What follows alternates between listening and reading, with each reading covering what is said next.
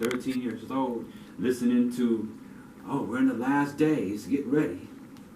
Every day John used to say that. You know, so why would I want to do my homework? I felt that why am I going to school? We're about to see the end of the world at some point. You see what I mean? I was immobilized by fear. I was getting ready for Armageddon. So back in the 90s, I got a whole group of people together thinking that we're going to go to war and waiting for people to come and kick our doors in 1995 because, well, X-Clan was talking about it. And I love me some X-Clan. Yep. You know, the Black Panthers they had on the Donahue show was talking about it. Members of the Nation of Islam were talking about that this civil war is coming in 1995. So I'm thinking, well, we about to get ready because we're just not gonna let the devil kick our door in and take us nowhere. Right. But at the same time, there was so much fear-based behavior that we got paranoid of each other. Every time I looked around, somebody was accused of being an agent. And that stopped us from being able to do a lot because now you don't trust anybody. So your revolution has been destroyed from the inside before the shit even came up, took off. You see what I mean? That's why I'm like, well, hey, if you want to do anything, you got to get out of this fear-based thinking. You know, how you gonna talk about you're gonna overcome the devil when you're scared of everybody around you that you're supposed to be overcoming, right? But then again, we got to keep in mind, you know, the people that we were dealing with were playing chess and we were playing marbles. We're shooting marbles. We're not even playing checkers. We're shooting marbles. Okay? Shooting in the dark, gambling. Okay? Then they're putting the pieces together and distracting us with bullcrap. So, you know, the fear would immobilize us. But they knew what they were doing. They would create dissension and they'll send agents into the community. And sometimes they'll put distortions among the people. You know. And sometimes an agent will come into your organization and accuse other people of being agents. And now all the distrust is starting to creep in. Then he feeds you a whole bunch of misinformation and have a charismatic figure come and feed you misinformation. That's why I tell people, hey, you know, go in and do some research. I mean, you know, don't get caught up on just what I'm saying and following me and stuff. Go and look and see what you got, what you come up with. Do your own research and develop your own ability to think critically. Mm-hmm. Hell, I could be standing up here lying to you. Go learn some stuff on your own. Open up the dictionary, look at history, interview people, get some facts, go out in nature and explore nature yourself.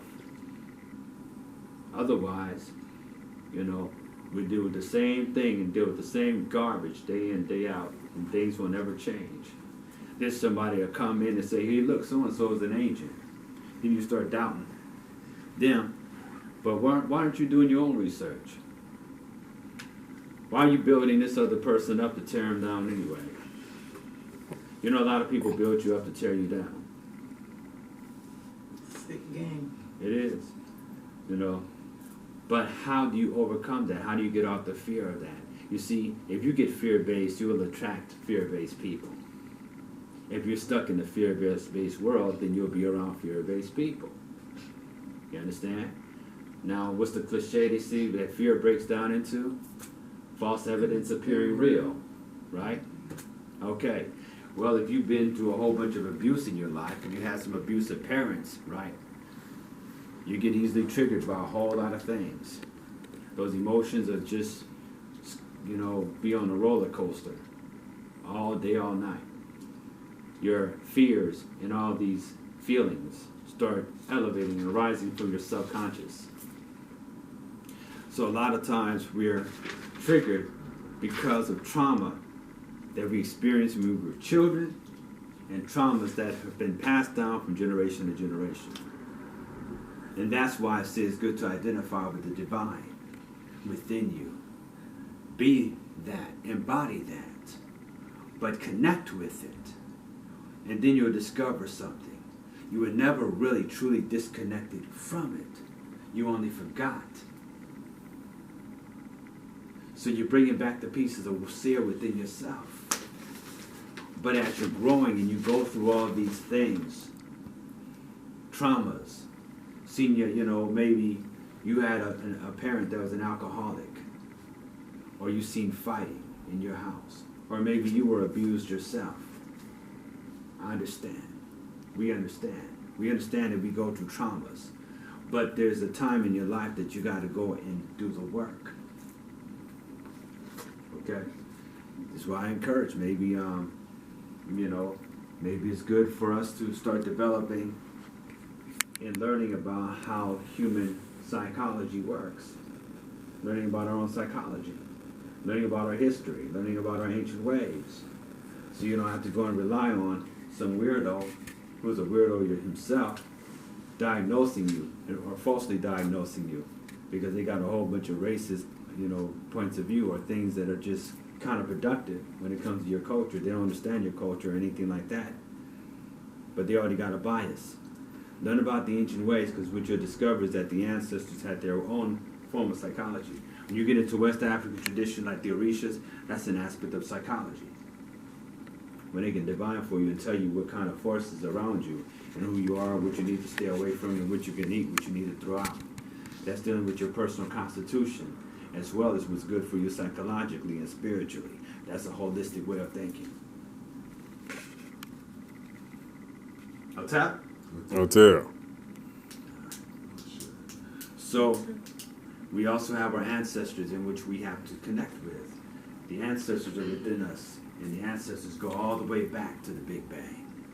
So within you, within your being, is millions of years of information being held together.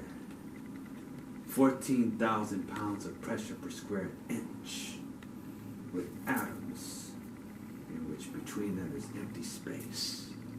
We're not even as solid as we think we are.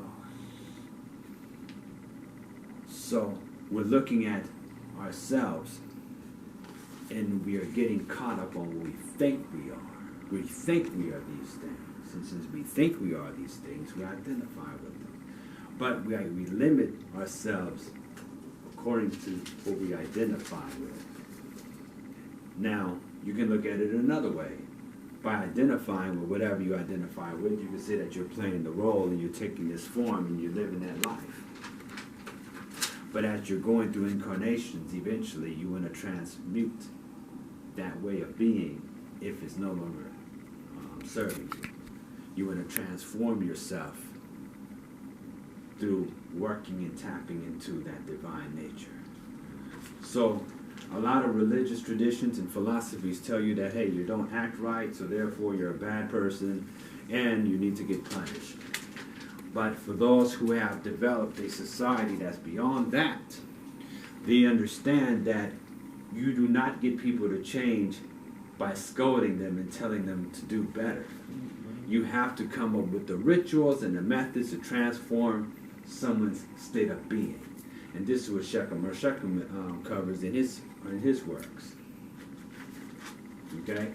So the meditations, the learning how to do the sound vibrations, the rituals, the colors, the scents, right? And even the environment has an effect on our spirit. And when you go in a trance, you take this into your spirit. But you got to be careful what you take into your spirit. You got to be careful of the programs that you're downloading into your spirit. A lot of times when you go places and there are people who have developed a certain amount of psychic power, they can pick up on the energies of your environment, of the environment that you're in. But when you set up a certain type of environment, it will also awaken and activate certain aspects or faculties within you. So this is when you get into like Western magic, and you get into Kabbalah, or you get into Hermetic Kabbalah, and you use the colors of a certain sphere, and you learn about the planet, you learn about the mantras around that planet, and you chant those mantras, you wear those colors, and put up those colors around you, you're activating and awakening that particular form of energy within you. So when you see yourself as the divine, and you go to meditation, you visualize yourself as a divine entity, as a vehicle of the divine. Or let's say you want to do your trance work. There's I recall a Native American elder, and I heard him say, "Let me become as a hollow bone." So therefore, you're moving the false self out the way so you can let the divine message channel through you and summon divine energies and become the vehicle of that divine energy. Am I making sense? Mm-hmm. All right. So that's pretty much it. I'm going to wrap it up for now. And, Sure. Later on, next, we're going to be getting into the meta netter, more in dealing with the letters, and we're going to talk more about the determinatives and phonetics and so forth. But let's go ahead and wrap up. We give thanks and praise to the divine. We say Uncle Jasanel, I'm just sitting there. Atep, Atep. Atepu. Taboo.